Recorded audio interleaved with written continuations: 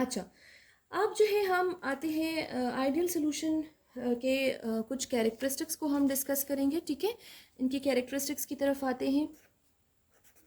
हर एक चीज़ जो भी हमारे पास, हम जिस चीज़ को भी डिस्कस करते हैं तो उनके कुछ कैरेक्टरिस्टिक्स, कुछ फीचर्स होते हैं जिनसे हम उनको जान सकते हैं कि हमारे पास ये आइडियल सोल्यूशन है या ये नॉन आइडियल सोल्यूशन है। तो फर्स्ट वन इसका जो कैरेक्टरिस्टिक है वो क्या है कि ये जो राउल्स लॉ है, ठीक है, उसको ओबे करेगा, ठीक है। जितने भी आइडियल सोल्यूशंस होंगे ये राउल्स लॉ को ओबे करेंगे। क्या करेंगे, या हम कह सकते हैं कि ये फॉलो करेंगे राउल्स लॉ को, ठीक है। ये ओबे करेंगे राउल्स लॉ को।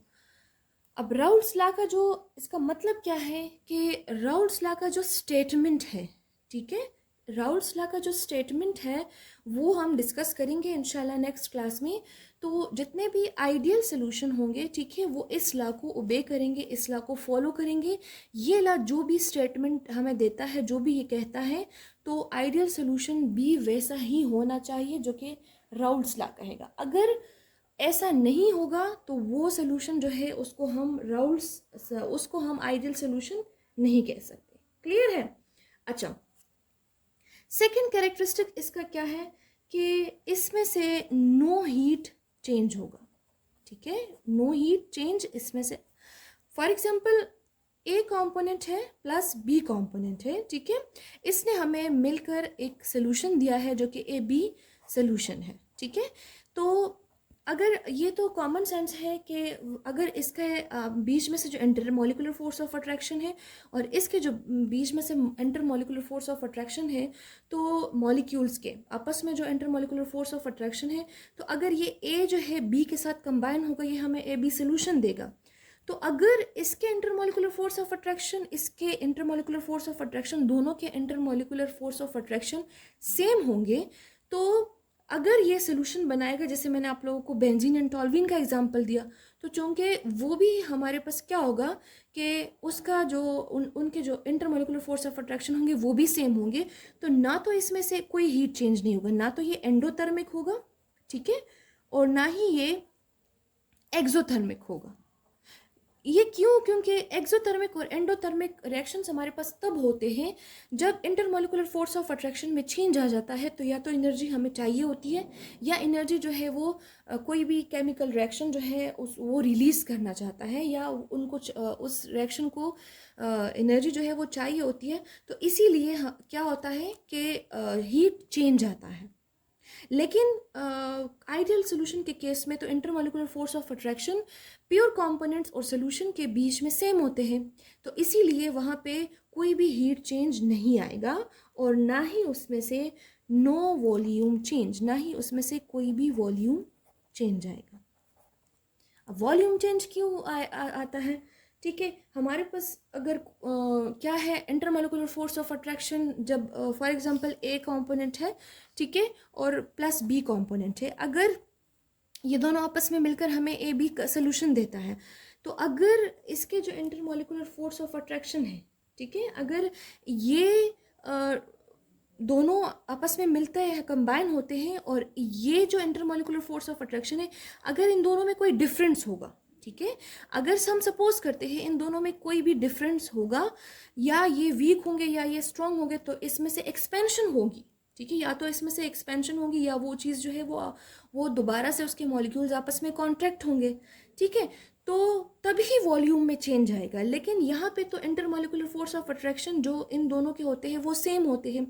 कैरेक्टरिस्टिक्स में हर एक चीज़ अगर आप उसको देखते हैं तो वो इंटरमॉलिक्यूलर फोर्स ऑफ अट्रैक्शन के इर्द गिर्द ही जो है वो घूमता है, ठीक है। अगर हम हीट चेंज का रीज़न लिखते हैं कि क्यों जो है इसमें से हीट चेंज नहीं आता, तो इसलिए नहीं आता है क्योंकि इसके इंटरमॉलिक्यूलर फोर्स ऑफ अट्रैक्शन दोनों सिचुएशन में सेम होते हैं। इसमें वॉल्यूम चेंज क्यों नहीं आता? क्योंकि इसमें से कोई किसी भी किस्म की एक्सपेंशन वगैरह नहीं होती, तो इसीलिए इसमें से कोई भी वॉल्यूम चेंज नहीं आता। क्लियर है? अच्छा, इसका जो फोर्थ वन क्या है कि इसमें से similar intermolecular force of attraction होंगे। अब ये चीज़ तो ऑलरेडी इंटरमॉलिक्यूलर फोर्सेस होंगे, ठीक है, ये चीज़ तो ऑलरेडी हम डिस्कस कर चुके हैं किस तरह से जो है इसमें से सिमिलर इंटरमॉलिकुलर फोर्सेस होंगे कि ऑलरेडी के फॉर एग्जांपल अगर ए कंपोनेंट है, ठीक है, अलग से बी कंपोनेंट प्योर कंपोनेंट्स है, तो इसके जो इंटरमॉलिकुलर फोर्स ऑफ अट्रैक्शन होंगे, इसके जो इंटरमॉलिकुलर फोर्स ऑफ अट्रैक्शन होंगे, वो इस सोल्यूशन के इंटरमॉलिकुलर फोर्स ऑफ अट्रैक्शन ये दोनों सेम होने चाहिए। अगर ये सेम होंगे तो हम ये कह सकते हैं कि हमारे पास ये आइडियल सोल्यूशन है, ठीक है। एग्जाम्पल में ऑलरेडी एक तो मैंने आप लोगों को बेंजीन प्लस टॉल्वीन का एग्जाम्पल दिया है, ठीक है, कि बेंजीन और टॉल्वीन जो है इनके जो चूँकि स्ट्रक्चर्स जो होते हैं वो भी सेम होते हैं। एक का जो है C6H6 फार्मूला होता है, C6H6 फार्मूला है, और दूसरे का C7H8 होता है, ठीक है। इसमें से दोनों में same intermolecular force of attraction होते हैं जो कि लंडन डिस्पर्जन फोर्सेस हैं। तो ये जो है आइडियल सोल्यूशन को ओबे करते हैं। इसके अलावा हेक्सेन और जो हेप्टेन होते हैं, ठीक है, हेक्सेन प्लस हेप्टेन जब आपस में सोल्यूशन बनाते हैं तो ये भी आइडियल सोल्यूशन का एक एग्जाम्पल है, ठीक है। अच्छा, इसके अलावा अगर हम आते हैं इसके कुछ क्या है आइडियल सोल्यूशन के कुछ एप्लीकेशंस की तरफ हम आते हैं, तो ये हमें आइडियल सोल्यूशन जो है जो बेसिक प्रोडक्ट कोलिगेटिव प्रॉपर्टीज़ होती है, ठीक है, जो बेसिक कोलिगेटिव प्रॉपर्टीज़ होती हैं, कोलिगेटिव प्रॉपर्टीज़ के बारे में आप लोगों ने पढ़ा भी होगा। इसमें से जो बॉइलिंग पॉइंट एलिवेशन है, for example boiling point elevation, ठीक है, इसके अलावा जो है इसमें फ्रीजिंग पॉइंट डिप्रेशन एट्सेट्रा, ये चीज़ें भी हम इंशाल्लाह डिस्कस करेंगे डिटेल में, ठीक है। फ्रीजिंग पॉइंट डिप्रेशन ये आप लोगों के कुछ टॉपिक्स हैं,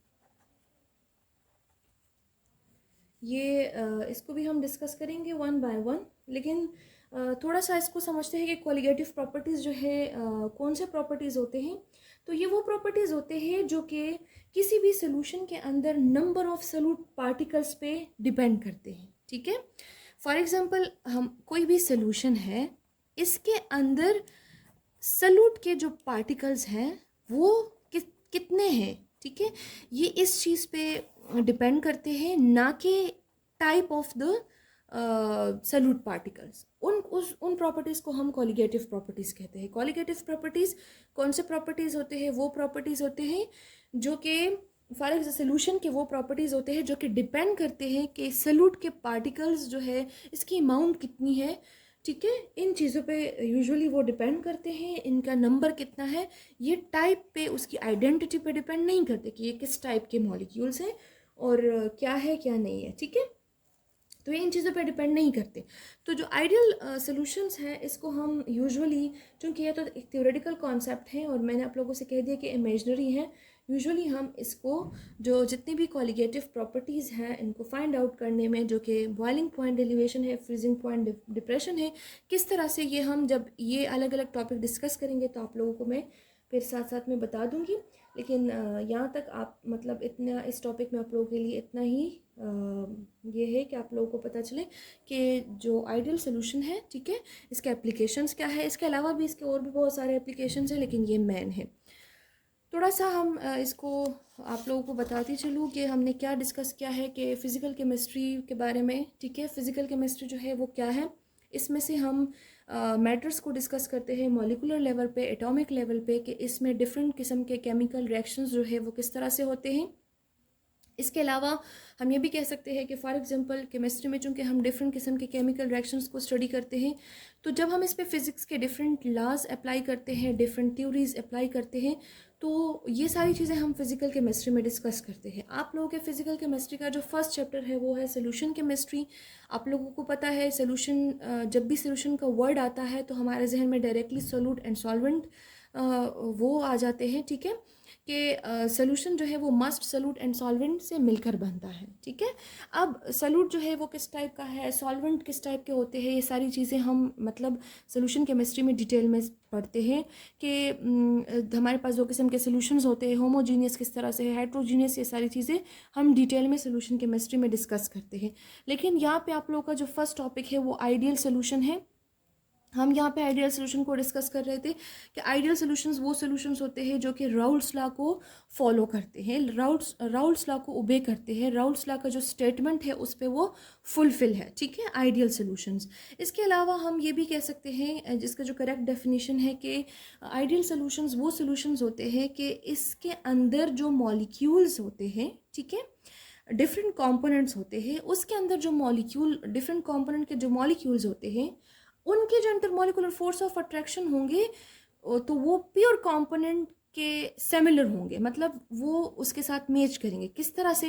हमने बेंजीन का एग्जांपल आप लोगों को दिया कि फॉर एग्जांपल बेंजीन एक कंपोनेंट है और ये दूसरा है, ये एक प्योर कंपोनेंट है, ये दूसरा प्योर कंपोनेंट है, ठीक है। क्योंकि जब आपस में मिलते हैं तो फिर इसकी प्योरिटी ख़त्म हो जाती है, उतनी नहीं रहती जितना ये इंडिविजुअली सेपरेटली ये प्योर होता है। तो बेंजीन के जो मॉलिक्यूल्स होते हैं, हम सपोज करते हैं कि वो ए है और टॉल्यूइन के मॉलिक्यूल बी है, ठीक है। अब ये जो इसके जो इंटरेक्शन होते हैं वो भी लंडन डिस्पर्जन फोर्सेस है और बी के इंटरेक्शंस भी लंडन डिस्पर्जन फोर्सेस है, और ये दोनों नॉन पोलर मॉलिक्यूल है, ठीक है, ये दोनों नॉन पोलर मॉलिक्यूल है। तो जब ये आपस में कंबाइन होते हैं तो इसके जो ए बी के, मतलब इनके मॉलिक्यूल्स और इनके मॉलिक्यूल्स आपस में जो इंटरमॉलिकुलर फोर्स ऑफ अट्रैक्शन, आप लोगों को इस चीज़ का पता है कि इंटरमॉलिकुलर फोर्स ऑफ अट्रैक्शन हमारे पास लंडन डिस्पर्जन फोर्सेस भी है, डायपोल डायपोल इंटरेक्शन भी है और हाइड्रोजन बॉन्ड भी है। वो डिपेंड करता है कि मॉलिक्यूल्स पे कि इसके बीच में से कौन सा इंटरेक्शन होना चाहिए। तो अगर प्योर कंपोनेंट, ठीक है, और जो सोल्यूशन बनता है, इसके जो इंटरेक्शन होंगे, इसके जो इंटरमॉलिकुलर फोर्स ऑफ अट्रैक्शन होंगे, अगर वो सिमिलर होंगे तो हम ये कह सकते हैं कि ये आइडियल सोल्यूशन है, ठीक है। फिर हमने इसके कुछ कैरेक्टरिस्टिक्स जो है वो डिस्कस किए। कैरेक्टरिस्टिक्स फर्स्ट वन क्या है कि ये राउल्स लॉ को ओबे करेगा, ठीक है। जो राउल्स लॉ का स्टेटमेंट है, अगर ये सोल्यूशन उसको ओबे कर रहा है तो ये आइडियल है, और अगर नहीं कर रहा है तो फिर ये नॉन आइडियल सोल्यूशन है। इसके अलावा इसमें से कोई भी हीट चेंज नहीं आएगा। क्यों नहीं आएगा? क्योंकि इसमें से इंटरमॉलिकुलर फोर्स ऑफ अट्रैक्शन में कोई चेंज नहीं आ रहा है, तो ना ही यहाँ पे एंडोथर्मिक हो रहा है, ना ही यहाँ पे एक्सोथर्मिक हो रहा है। इसमें से कोई भी वॉल्यूम चेंज नहीं आएगा। क्यों नहीं आएगा? वही रीज़न है, इसके सिमिलर इंटरमॉलिकुलर फोर्सेस हैं और इसके कुछ एग्जांपल्स हैं, इसके एप्लीकेशंस है कि कॉलिगेटिव प्रॉपर्टीज़ को फाइंड आउट करने में हम इसको यूज़ कर सकते हैं, ठीक है। कॉलिगेटिव प्रॉपर्टीज़ कौन से प्रॉपर्टीज़ होते हैं? वो सोल्यूशन की वो प्रॉपर्टी है जिसमें से जो सॉल्यूट पार्टिकल होते, जिसमें से वो प्रॉपर्टी है जो कि सॉल्यूट पार्टिकल्स पे डिपेंड करते हैं, ना कि किस टाइप का और हमारे पास मॉलिक्यूल है। तो इसको फाइंड आउट करने में ये यूज़ होता है। किस तरह से होते हैं वो, उसके डिफरेंट प्रोसीजर्स हैं, तो उसमें से हम डिटेल में नहीं जा रहे क्योंकि ये दोनों टॉपिक्स जो हैं ये हम डिस्कस करेंगे, सही है। आई होप आप लोगों को समझ आ गया होगा, और इसका जो दूसरा पार्ट है नॉन आइडियल सोल्यूशन, वो नेक्स्ट वीडियो में आप लोगों से डिस्कस कर लूँगी इंशाल्लाह। Thank you.